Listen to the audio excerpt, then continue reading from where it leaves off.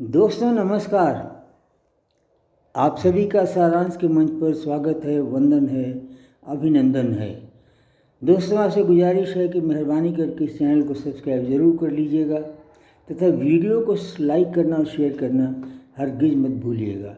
इसके लिए हम आपके आभारी रहेंगे। जय श्री राम। दोस्तों, सर्वोच्च न्यायालय ने यूनिफॉर्म सिविल कोड लागू करने के लिए सरकार को फिर एक बार आदेश दिया है।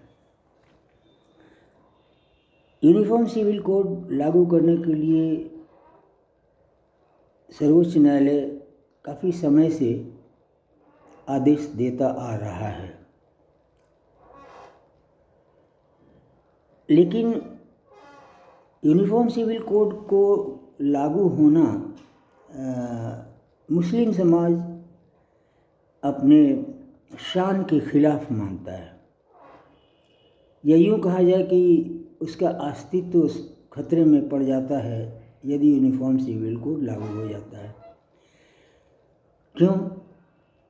क्योंकि वे लोग इस देश में एक अलग अपनी पहचान, एक अपना अलग अस्तित्व हिंदुओं की तरह का नहीं, हिंदुओं के समानांतर और कदाचित उससे ऊपर एक दर्जा बनाए हैं और वो दर्जा इनका कायम रहना चाहिए। उस दर्जा को बनाए रखने में भारत सरकार का मुस्लिम तुष्टीकरण के कारण, और ये मुस्लिम तुष्टीकरण क्या कहा जाए, अल्पसंख्यक समुदाय के संरक्षण तथा पोषण के नाम पर किया गया, और इसके कारण जाहिर है इनका दिमाग थोड़ा सा सातवें आसमान पे चलता है। ये आप देख सकते हैं कि ये शुरुआत हुई, आपको मुस्लिम पर्सनल लॉ बोर्ड बनाया ही गया मुस्लिम एंटिटी को तथा इसके पर्सनल कानूनों को लागू करने के लिए। अब ये मुस्लिम पर्सनल लॉ बोर्ड कायम है। अब सवाल ये है कि भारत का संविधान एक है और भारत की नागरिकों की व्यवस्था दो प्रकार की कैसे होगी। एक प्रकार के नागरिक संविधान के अनुसार चलेंगे और दूसरे प्रकार के नागरिक अपने पर्सनल लॉ के हिसाब से चलेंगे। ऐसा कहीं हुआ है? तो फिर संविधान की समानता के अधिकार का मतलब क्या हुआ? कुछ नहीं। लेकिन ये लोग इस बात को नहीं मानते हैं और इस बात को अपने शान के खिलाफ मानते हैं तथा अस्तित्व के लिए खतरा मानते हैं। दोस्तों, ये बिल आपको याद होगा 2024 में भी सरकार लाने वाली थी, लेकिन उसके पहले सरकार ने CAA, NRC तथा और कुछ कानून लेकर आई थी। CAA का इतना विरोध हुआ, CAA और NRC का मिला जुला के इतना ज़्यादा विरोध हुआ कि मामला शाहीन बाग से लेकर के कई जगह पे क्या कहते हैं, हिंसा, आगजनी, ये सब शुरू हो गया और ये जाकर के ये में दिल्ली दंगों के समापन के साथ समाप्त हुआ। उस समय एक वीडियो देखा जा सकता था कि जो भाजपा के नेता या अन्य कुछ ये प्रसिद्ध व्यक्ति थे, वो लोग उनको समझाते थे, अपने वीडियो संदेश में कहते थे कि भाई ये नागरिकता लेने का कानून नहीं है, ये नागरिकता देने का कानून है, तो फिर इसमें आप लोग क्यों परेशान हैं? मेरी समझ में नहीं आता ये बात कि ये लोग क्या समझते हैं कि उन्हें ये नहीं मालूम है कि नागरिकता देने का बिल है, और यही तो उनकी शिकायत की वजह है। उनका कहना है कि आप जो नागरिकता देने की बात करते हैं, केवल हिंदुओं को देने की बात क्यों कर रहे हैं? और जहाँ केवल हिंदू की बात कीजिएगा मामला गड़बड़ होगा। वही हुआ और सरकार पूरी की पूरी बैकफुट पर चली गई। सब शांत हो गया, NRC, CAA सब कुछ शांत हो गया। लेकिन अब उसके बाद फिर से इस समान नागरिक संहिता का आदेश आया है। इन लोगों के साथ थोड़ी विषमता है। थोड़ा गलत बात ये है कि ये लोग सिलेक्टिव मानते हैं। हाँ, एक बात और कह दें कि इस तरह की व्यवस्था काफ़ी शुरू से ये लोग बना करके रखे हैं और इस व्यवस्था के विरुद्ध जा कर के एक केस में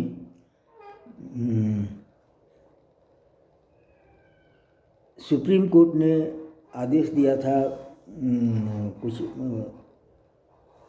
इसी के लिए, खुराकी देने के लिए, मेंटेनेंस देने के लिए साहबानों को, और उन्होंने कहा कि ये भारत के संविधान के अनुच्छेद इतना के अनुसार है। बस पॉलिटिकल इस्लाम खड़ा हो गया सामने, गया इस देश के प्रधानमंत्री के पास। उन्होंने संसद में एक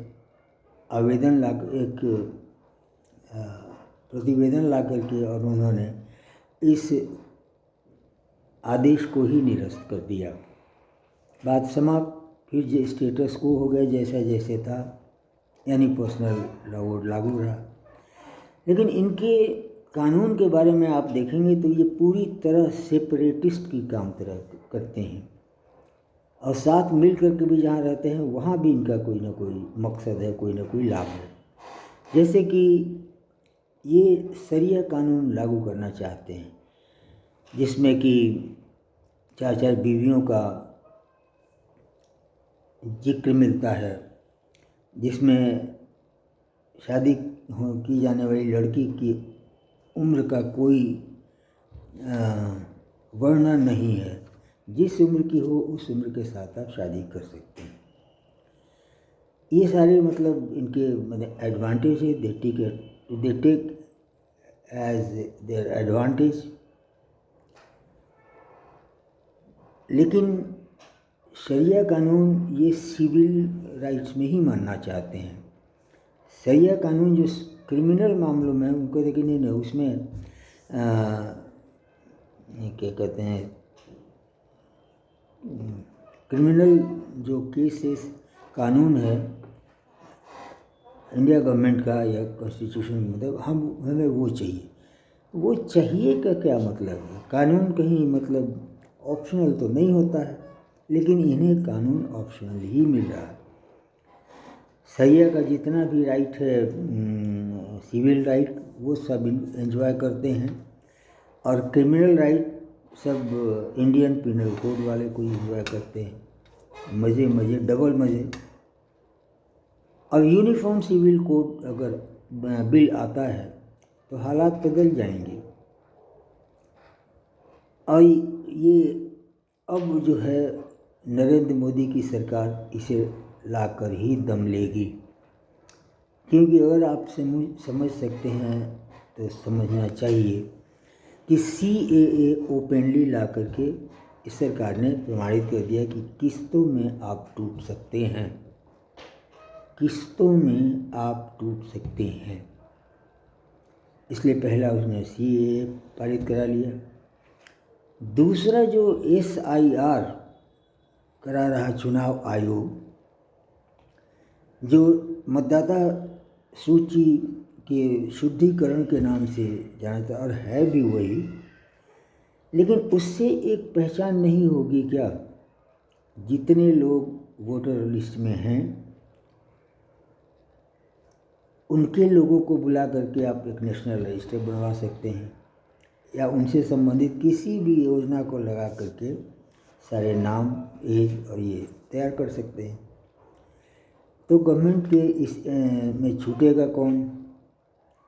जो छूटेंगे उन लोगों के लिए सरकार ये कह देगी कि भाई इसमें अब NRC इतने तारीख को है बनेगा, जो इस पहले वाले चुनाव के आधार पर इसे बनाया जाएगा। मैं एक काल्पनिक बता रहा हूँ, और उसमें जो लोग हैं अपना नाम और ये दर्ज करा लें, अन्यथा जो कुछ भी फ़ायदा या सरकारी योजनाएं होंगी वो उन्हें नहीं मिल पाएगी। देखिए ना, सारे के सारे दौड़कर अपना नाम और लिखाते हैं। ये यहाँ मच्छरों की तरह आपका खून पीने के लिए है, सीधी बात। लेकिन ये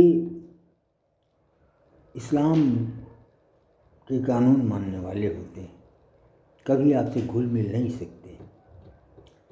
तो ये लोग शायद गफलत में हैं। UCC ज़रूर लागू होगा, और मुझे लगता है बहुत जल्द ही लागू होगा।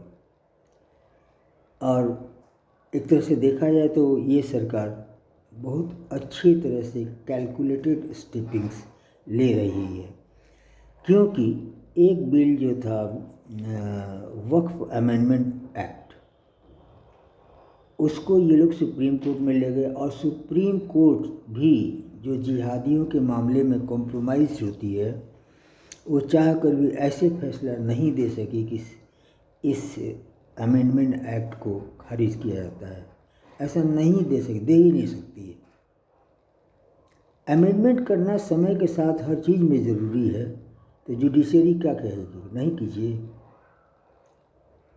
तो आप लोग का जो सैलरी वगैरह है रिवाइज होता है, that revision must be blocked उसके बाद।